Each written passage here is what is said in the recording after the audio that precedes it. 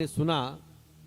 अब स्वयंभू मनु और शत्रुपा की दो और पुत्र थे, जिनका नाम है, एक का नाम है प्रियवत और दूसरे का नाम है उत्तानपाद। अब हम उत्तानपाद जो उनके पुत्र हुए उनका चरित्र सुनेंगे। उत्तानपाद कहते हैं जिसकी जगत में, संसार में, समाज में बहुत प्रतिष्ठा हो। उत्तान यानी ऊंचा और पाद यानी पदवी। जिसकी ऊंची पदवी हो, जिसकी प्रतिष्ठा ऊंची हो, ऐसा व्यक्ति उत्तानपाद कहलाता है। हमारा ये जो जीव है यही उत्तानपाद है। उत्तानपाद राजा की दो पत्नियां थी। बड़ी का नाम था सुनीति और छोटी का नाम था सुरुचि। हमारे मन की भी दो ही वृत्ति होती है। एक बड़ी जिसका नाम है सुनीति, जो नीति को बताती, हमारे मन से, अंतरात्मा से आवाज आती, बेटा जाग, ब्रह्म मुहूर्त हो गया, 5 बजे। सुरुचि कहती है अभी थोड़ी और देर सो ले, अलार्म को थोड़ा साइलेंट कर दे, टाल दे बात को, कहां उठेगा, ठंड बहुत है, कहां नहाएगा। ये सुरुचि। सुनीति कहती है कि बढ़िया बढ़िया भोग राग बनाओ, माखन मिश्री, पेड़ा, रसमलाई घर में बनाओ, शुद्ध देसी गौ माता के दूध से निर्मित करो और ठाकुर जी को भोग लगाओ, खूब चकाचक फिर पाओ। सुरुचि कहती है अरे कहां बनाने बुनने के झंझट में, चलो चलो ढाबे पे पिज्जा बर्गर चाउमीन खाएंगे। ये सुरुचि है, ये सुरुचि है। ये हमारे मन की ही दो। तो उत्तानपाद जीव का नाम है, सुरुचि और सुनीति उनकी धर्म पत्नियां हुई। अब सुनीति बड़ी है, लेकिन सुरुचि के कारण सुनीति का त्याग कर दिया है उत्तानपाद ने। ईमानदारी से अपने हृदय में हाथ रख करके पूछो, क्या हम भी वही जीव उत्तानपाद नहीं जिन्होंने अपनी सुरुचि के लिए सुनीति का त्याग करके बैठे हैं? हमने शिखा सूत्र धारण करना बंद कर दिया है। 3 वर्णों को तो जनेऊ धारण करना ही चाहिए, पालन करना चाहिए। ब्राह्मण, क्षत्रिय, वैश्य तीनों को जनेऊ संस्कार होना चाहिए। जब ब्याह करने जाते हो तो मजबूरी में जनेऊ धारण, क्योंकि बगैर जनेऊ के ब्याह नहीं हो सकता, इसलिए वो धागा लपेट लेते हो। धागा इसलिए कह रहे हैं क्योंकि आपकी श्रद्धा धागे में ही है, बस आप उसको यज्ञोपवीत मानते ही कहां हो। तो तिलक लगाने में शर्म आती है, हिंदी बोलने में शर्म आती है। बच्चे कहते हैं आजकल कॉन्वेंट में पढ़ने वाले कि हमारा हिंदी में हाथ जरा तंग है। आप किनके बच्चे हो बेटा? भारतीयों के, हिंदुओं के, सनातनियों के हो। अपन अंग्रेजों की संतान नहीं है, अपन हिंदू हैं, सनातनी हैं। इसलिए कम से कम कहीं भी रहे, आप लंदन में रहे बच्चे, चाहे ऑस्ट्रेलिया में जाएं, अमेरिका जाएं, कहीं भी जाएं आखे जन्म दुनिया भर में, लेकिन घर में तो हिंदी बोले और बच्चों को हिंदी सिखाएं। जापान में जाओगे तो जापानी में ही बात करवाएंगे वो लोग।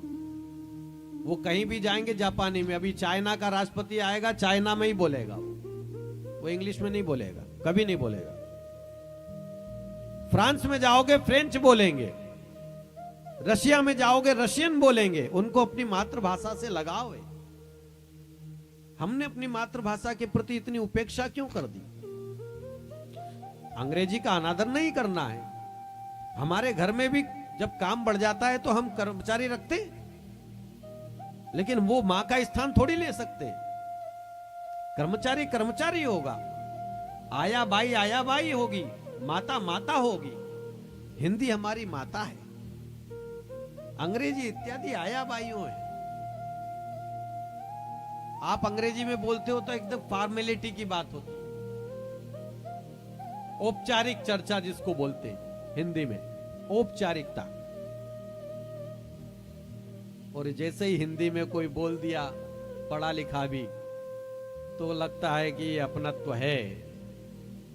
ये क्यों? जो जनप्रतिनिधि होते हैं ये आपके क्षेत्र में जाएंगे तो आपकी भाषा बोलते हैं, वहां का पहनावा ओढ़ते हैं। क्यों करते हैं ऐसा? ताकि वो जितने आपसे जुड़ सके, आपको ये एहसास करा सके कि हम आपके ही हैं, हम आपके बीच के हैं। जनप्रतिनिधि प्राय ऐसा करते हैं। कोई जनप्रतिनिधि जाएगा पंजाब तो वो पंजाब की पगड़ी पहन लेगा, वहां की वेशभूषा की बात करेगा, वहां की वाणी बोलेगा। आपके बीच आदिवासियों के बीच चले जाएंगे तो आदिवासियों के कपड़े पहन लेंगे, आदिवासियों की बात करेंगे। नहीं, जुड़ाओ, लगाओ। तो 3 वर्णों को तो कम से कम यज्ञोपवीत का पालन करना चाहिए। अब यज्ञोपवीत का पालन हम नहीं करते हैं, लेकिन गायत्री मंत्र को जोर जोर से उच्चारण करते हैं। और गायत्री मंत्र हमारे सनातन वैदिक धर्म का शिखरस्थ मंत्र है, शिखरस्थ। ये भगवान वेदव्यास ने जितनी वाणियां लिखी हैं, जितने ग्रंथ हैं, जितने पुराण हैं, वो सब गायत्रीमय हैं। उनमें कोई भेद नहीं है, ऐसा कहा है हर पुराण में। शिव महापुराण देख लो तो वो गायत्रीमय है, विष्णु पुराण देख लो, शिव महापुराण देख लो, वायु पुराण, अग्नि पुराण, ब्रह्मांड पुराण, ब्रह्मवैवर्त पुराण, नारद पुराण, स्कंद पुराण, श्रीमद् भागवत महापुराण, सब गायत्रीमय है। और उसका जोर जोर से उच्चारण चल रहा है, माइक पे उच्चारण चल रहा है, ये गलत है। 10,000 वाट का कोई करंट किसी जगह से गुजरता है और आप वहां आसपास रहते हो, तो आपको क्या चाहिए कि उससे सुरक्षा आपकी हो जाए।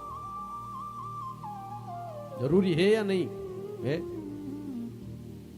तो गायत्री मंत्र प्रभावशाली है, परम शक्तिशाली है, तेजोमय है, गोपनीय मंत्र है। बगैर यज्ञोपवीत संस्कार के ब्राह्मण के बालक को भी उच्चारण करने का गायत्री मंत्र को अधिकार नहीं है। औरों की तो बात ही क्या है। इसलिए इन और माताओं को गायत्री मंत्र सीधे लेना नहीं चाहिए, शास्त्र कहते हैं, क्योंकि उनके गर्भ पर विपरीत प्रभाव पड़ता है इसका। जो उनकी जो क्षमता है गर्भाधान की, वो गर्भाशय पर गायत्री मंत्र का विपरीत प्रभाव पड़ता है। तो अब कैसे फल प्राप्त करें? हमारे यहां फल चौर्य नहीं है सनातन धर्म में। जैसे सन्यासी को अग्नि का स्पर्श मना है, वो अग्नि में भोजन नहीं बना सकता। कोई दंडी सन्यासी अग्नि का उपयोग करके भोजन बनाने का उसको अधिकार नहीं है। लेकिन क्या भोजन में बने हुए ठाकुर जी के प्रसाद में अधिकार नहीं है? ऐसा नहीं। फल तो मिलेगा, फल में कंजूसी नहीं है, लेकिन अधिकार की सीमा है। डॉक्टर के यहां जाओगे तो आपको उसकी मर्यादा का पालन करना पड़ेगा कि नहीं? बिजली का काम करोगे तो आपको बिजली के मर्यादा का पालन करना पड़ेगा, ताकि आपको करंट ना लग जाए। ठीक उसी प्रकार गोस्वामी तुलसीदास जी महाराज ने बड़ी कृपा करके हम सब जीवों पर अहेतु की कृपा बरसाते हुए उन्होंने मानस गायत्री की रचना की। मानस गायत्री का फल वही है जो गायत्री मंत्र का जप करने का फल है, और अर्थ भी वही है जो गायत्री का है। इसलिए सभी माताओं बहनों से हाथ जोड़कर निवेदन है व्यासपीठ से हमारा, और इस संबंध में कुछ अधिक और जानना हो प्रामाणिकता के लिए, तो किसी भी चारों पीठ में से श्रृंगेरी पीठ, ज्योतिष पीठ, द्वारका शारदा पीठ, अथवा तो पूर्वामनाय गोवर्धन पीठ, इन 4 पीठ के शंकराचार्यों के द्वारा अपना मत जान सकते हो गायत्री मंत्र के बारे में। तो मानस गायत्री जो आपको ये आप जिनके पास है वो देख लीजिए, यहां लिखा है एक कार्ड में। आप कार्ड लेके घर में धर दिया होगा एक आले में। वो काम नहीं करने का है, यहाँ लेके आने का है, ये पढ़ाई है। मानस गायत्री यहाँ लिखी है, उस मानस गायत्री का नित्य पाठ अपने बच्चों को भी कराओ, आप भी करो। जनक सुता जग जननी जानकी, अतिशय प्रिय करुणा निधान की, वो ताके जुगपद कमल मनावो, वो जा सुकृपा निर्मल मति पाओ। निर्मल मति प्राप्त करने का सबसे सरल सुगम उपाय है। आपके बच्चों की मेधा शक्ति को बढ़ाने के लिए सबसे सुंदर उपाय यही है। इसलिए मानस गायत्री का जाप प्रत्येक सनातनी कर सकता है, उसमें कोई भेद नहीं है। और गायत्री जप के बराबर ही फल उसमें मिलेगा। गायत्री के मंत्र को तो कई बार छापा छापी भी हो गई है ना, वशिष्ठ और विश्वामित्र की शापादोर का शाप विमोचन भी बड़ा कठिन है, लेकिन यहाँ शापित नहीं है। ये तो तुलसीदास जी की वाणी को स्वयं बाबा महादेव काशी विश्वनाथेश्वर विश्वेश्वर महादेव ने सत्यम शिवम सुंदरम लेकर प्रमाणित किया है, इसलिए इसका फल अधिक है। बोलिए भक्तवत्सल भगवान की जय। तो सुरुचि और सुनीति, सुरुचि का पुत्र है उत्तम और सुनीति का एक बालक है जिसका नाम है ध्रुव। पुत्रवती युवती जग सोई, और रघुपति भगति जासु सुत हो। पुत्रवती युवती जग सोई, रघुपति भगति जासु सुत होई। जो भगवान राम का भगत हो, शिव का भगत हो, कृष्ण का भगत हो, हनुमान का भगत हो, जो किसी का भगत हो, गुरु का भगत हो, लाल हो, ऐसा पुत्र ही वास्तव में पुत्र है। और उसी माता को ऐसे ही जननी को ऐसा ही भगत जनना चाहिए, अन्यथा क्यों अपना नूर गवावे। हाँ, इसलिए ध्रुव जो है वो भक्त हैं। सुनीति के यहाँ सत्संग चलता है, साधु संग चलता है। सुनीति को उत्तानपाद ने त्याग दिया है, वो एक कुटिया बनाकर अलग रहती है। ध्रुव जी उसके बालक हैं। साधु संगों का सत्संग होता है तो वे भी सुनते हैं ध्यान से। एक दिन की बात है, ध्रुव का भाई जो सौतेला भाई है उत्तम, वो अपने पिता उत्तानपाद की गोद में खेल रहा था और उत्तानपाद अपनी सुरुचि के वशीभूत हो गए थे। ध्रुव ने सोचा कि जैसे पिता का गोदी में ये सुख भोग रहा है, मैं भी खेलूं जाकर पिताजी की। उसी समय उसकी विमाता सुरुचि आई और उसने आकर के उसको डांट दिया। ध्रुव जी बोले, अभी 5 ही बरस के हैं। ध्रुव जी बोले, क्या आप मुझे मेरे पिता की गोद से वंचित कर सकती हो? क्यों, मुझे अधिकार नहीं है क्या बैठने का? बोले, तुम्हें अधिकार पिता की गोद में बैठने का तो है, लेकिन मैं तुम्हारी माता नहीं हूं, इसलिए नहीं है। इस सिंहासन पर तुम्हारा अधिकार तब होगा जब मेरी कोख से तुम्हारा यदि जन्म होगा। तो जाओ और जा करके पहले वन में जाकर नारायण की तपस्या करके आराधना करो, और जब प्रकट हो जाए तो प्रार्थना करना कि मेरी कोख से तुम्हारा जन्म हो, तब तुम्हें यह अधिकार बैठने का मिलेगा। ध्रुव जी जैसे किसी सर्प को डंडे से मार दिया हो और वो फुसफुसाता हुआ, गरम गरम तेज सांसें लेता हुआ, बालक हिचक हिचक कर रोता हुआ वापस अपनी कुटिया में मां सुनीति के पास पहुंचा और मन में बड़ा क्षोभ, बड़ा भाव था कि इस माता को अब मैं दिखा कर रहूंगा, प्रतिशोध लेकर रहूंगा, इस राजगद्दी को लेकर रहूंगा।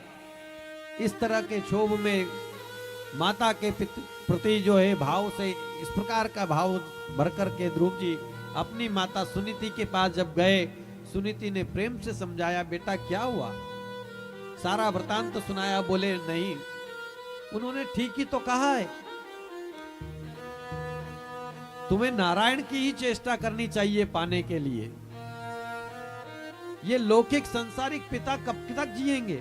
वो नारायण जो अखिल सृष्टि का संचालक, नियामक है, करता है, धरता है, उसी का तू भजन कर बेटा। उन्होंने, तेरी विमाता ने कुछ भी गलत नहीं कहा है। प्रतिशोध की भावना मत रख।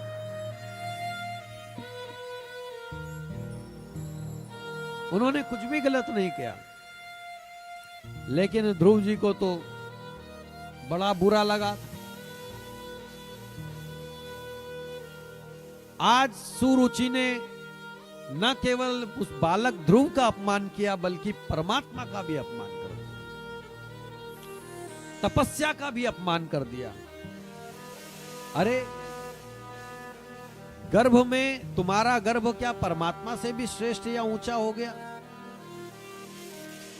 जीव जब किसी प्रकार के सांसारिक मोह में व्याप्त होता है, तब उसको जन्म लेना पड़ता है और इस काल कोठरी में आना पड़ता है।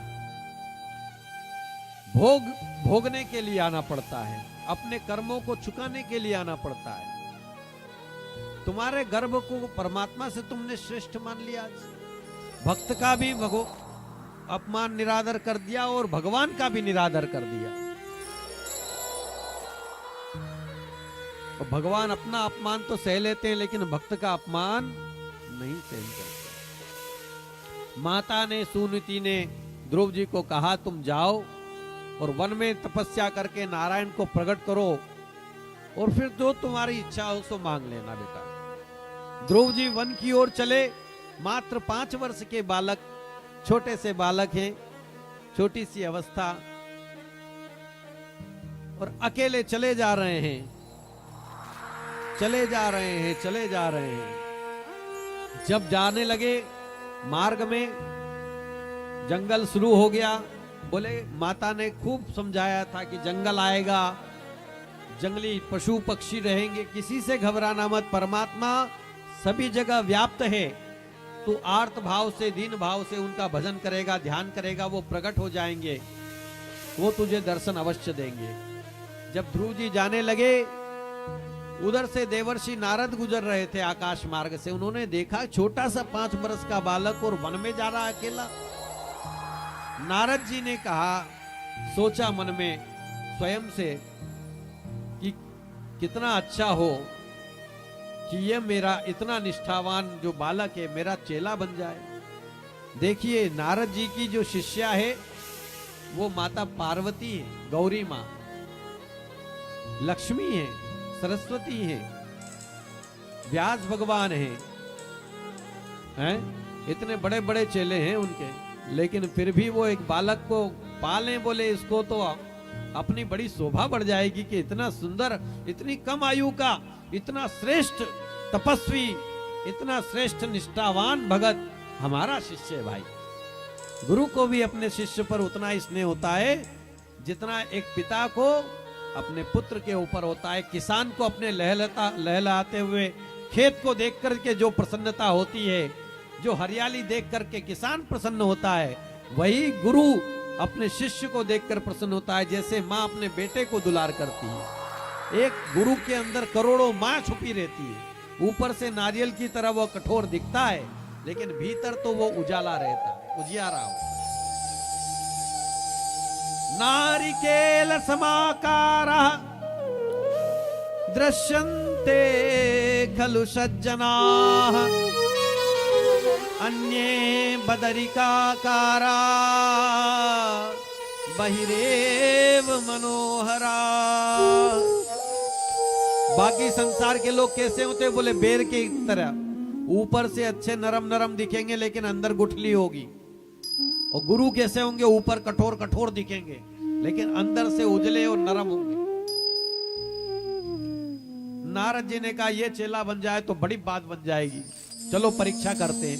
गए, क्यों बच्चा? अब नारद जी को देख करके उसने, उनके यहाँ तो साधु संत आते रहते थे सुनीति माता के पास, तो दंडवत प्रणाम किया। नारद जी ने कहा, भैया पहली परीक्षा में तो पास हो गया, ये पहली कसौटी तो ठीक है, साधु भगत का, साधु संतों का आदर करता है। फिर नारद जी ने पूछा, जा किधर रहे हो, कौन हो तुम?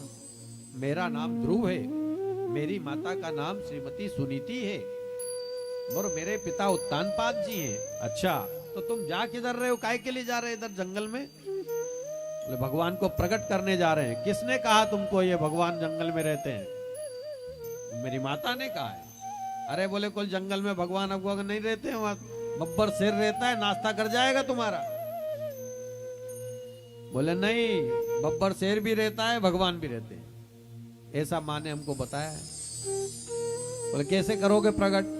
बोले हम जाएंगे वहां, उनका ध्यान करेंगे, प्रकट कर लेंगे। तो वो मिलेंगे? क्यों नहीं मिलेंगे, हमारी माँ ने बोला अवश्य मिलेंगे। बोले दूसरी तीसरी कसौटी, एक तो निडर है, अभय है। अभयम सत्व संशुद्धिम, जिस प्राणी के जीवन में अभय आ जाए, समझ लेना कि परमात्मा की कृपा उस पर बरस गई है, गुरु की कृपा बरस गई है। वो किसी से भयभीत नहीं होगा, कितनी ही विपरीत परिस्थिति आ जाए वो सामना कर लेगा, भयभीत नहीं होगा। दूसरी और तीसरी सीढ़ी भी बड़ी जोरदार मजबूत है भाई। मां ने बोला है तो वाक्यसु मात पिता गुरु प्रभु की वाणी, जैसा माता ने, पिता ने और गुरु ने कह दिया वैसा करने लग जाए, उसके समान कोई त्रिलोकी में दूसरा कोई नहीं। राम जी पिता के ही तो वचन का पालन करने के लिए सारी संपत्ति को एक तरफ छोड़ करके तृणवत त्याग करके चल दिए थे वन में।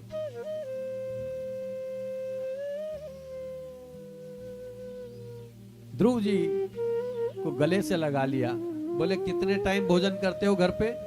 बोले कभी 3 बार, कभी 4 बार, कभी 5 बार भी मैया अपने हाथ से गोद में बिठा के खिलाती है। बोले वहां कौन सी मैया मिलेगी जंगल में? बोले मैया ने पहले ही बोल दिया जंगल में मैया नहीं मिलेगी, पर गैया मिल सकती है, वो दूध पान करा सकती है, हिरनी मिल सकती है, शेरनी मिल सकती है। बोले तुम? बोले सब मेरे को दूध पिला देंगी, क्या बात है, मुझे दूध बहुत प्रिय है, फल खा लूंगा, कंदमूल खा लूंगा, बिल्व पत्र मुझे पसंद है, बिल्व पत्र पा लूंगा। और जल कहां से पियोगे? बोले पल लेंगे।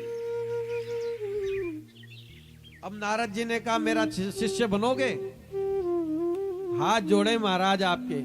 अभी तक तो मैं आपको देवर्षि नारद समझ रहा था, पर ईमानदारी से कहूं आप तो मेरे को कोई बहरूपिया ढोंगी पाखंडी बाबा लगते हो। नारद जी ने तुरंत झट गले से लगा लिया। बोले ऐसा क्यों बोलते हो? बोले ऐसा इसलिए बोलते हो क्योंकि मैंने मेरी माता के मुख से सुना कि नारदो देव दर्शन, नारद जी जिसको दर्शन देते हैं उसको परमात्मा की प्राप्ति अवश्य होती है। और नारद मुनि और परमात्मा को मिलाने की एक कड़ी है। नारद मुनि परमात्मा से मिलवाते हैं, परमात्मा की ओर जीव को प्रवृत्त करते हैं। आप तो मेरे को बार बार जंगल की तरफ से छोड़ करके जाने की बात बोल रहे हो, घर जाने की बात कर रहे हो, तो ढोंगे बेरुपिया नहीं हो क्या? सही सही बताओ कौन हो? बेटा बोले मैं नारद हूं, तुम्हारी परीक्षा कर रहा था। अच्छा, तुरंत दोबारा प्रणाम किया, मुझसे भूल हो गई, क्षमा करो। बोले चेला बनोगे? बोले बिल्कुल। द्वादशाक्षर मंत्र का उपदेश किया नारद जी ने और कहा अब यमुना किनारे मधुवन में जाओ, बेटा मेरा आशीर्वाद तुम्हारे साथ है, तुमको भगवान अवश्य दर्शन देंगे। नारद जी ने आशीर्वाद दिया और मधुवन में जाकर यमुना के किनारे ध्रुव जी तपस्या करने लगे। पहले महीने 3 दिन तक निराहार रहते, एक समय केवल शाम को फल ग्रहण करते। दूसरा महीना शुरू हुआ तो 6 दिन तक निराहार रहते, केवल एक शाम को पत्ते ग्रहण करते। तीसरा महीना शुरू हुआ तो और तप को कठिन किया, 9 दिन तक निराहार रहते और 9वें दिन शाम को पानी, एक बार पानी पीते, 9 दिन में एक बार। चौथा महीना शुरू हुआ तो 12 दिन तक निराहार रहते और संध्या के समय केवल वायु का पान करते।